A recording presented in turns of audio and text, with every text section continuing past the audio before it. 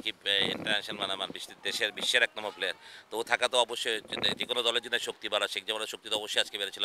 সাকিব অবশ্যই ভালো করেছে, অনেকদিন পর ক্রিকেট খেলছে। বাট ও কেন নাম্বার ওয়ান, একটু খেলা দেখলেই বোঝা যায়, ব্যাটিং বোলিং দুই জায়গায় কন্ট্রিবিউশন করেছে। মানে আমার এটা মনে 8 নম্বর শিরোপা বোনের জন্য ইটস ভেরি ইম্পর্টেন্ট যে প্রতি বছরের শিরোপার জন্যই দলটা করি, এবং ছেলেরা যেভাবে এক্সিকিউট করেছে আমি ভেরি ভেরি হ্যাপি।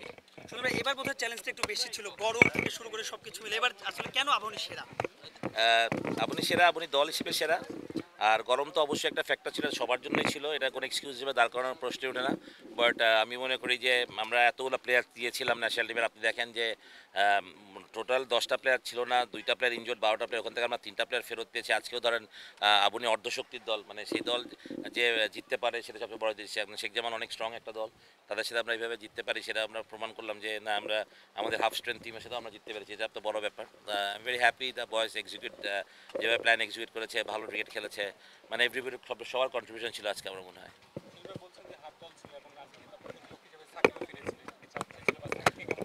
না, ডেফিনেটলি চাপ তো ছিলই। End of the day game of cricket, Shakib international মানে আমার বিশ্বের এক নম্বর প্লেয়ার। তো ও থাকা তো অবশ্যই যে কোনো দলের জন্য শক্তি বাড়া, শেখ জামালের শক্তি তো অবশ্যই আজকে বেড়েছিল। লাস্ট ম্যাচে সাকিব খেলেনি আমাদের এগেনস্টে, লাস্ট ম্যাচে আমরা বরং পূর্ণ শক্তির দল ছিলাম মোটামুটি। তো আজকে তো আমরা পূর্ণ শক্তির দল ছিলাম না, বাট ওরা পূর্ণ শক্তির দল ছিল।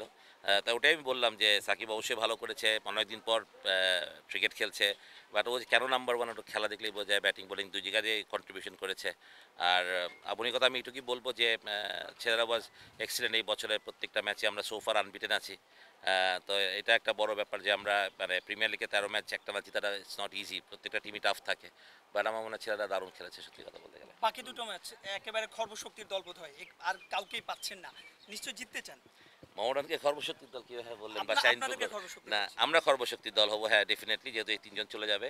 বাট তারপরে যেহেতু আমাদের চ্যাম্পিয়নশিপ এখন নিশ্চিত, তো মানে একটা তো প্রেশার চলে গেছে। আর আমি যে এই দুইটা ম্যাচে ছেলেদেরকে বলবো তাদের মানে এনজয় করতে, তাদের কোনো প্রেশার থাকবে না, ডেফিনেট প্রেশার ফ্রি খেলবে তারা, ডেফিনেটলি এটা একটা বড় জিনিস। অনেকগুলো নতুন ছেলে খেলবে, বাচ্চা ছেলে খেলবে।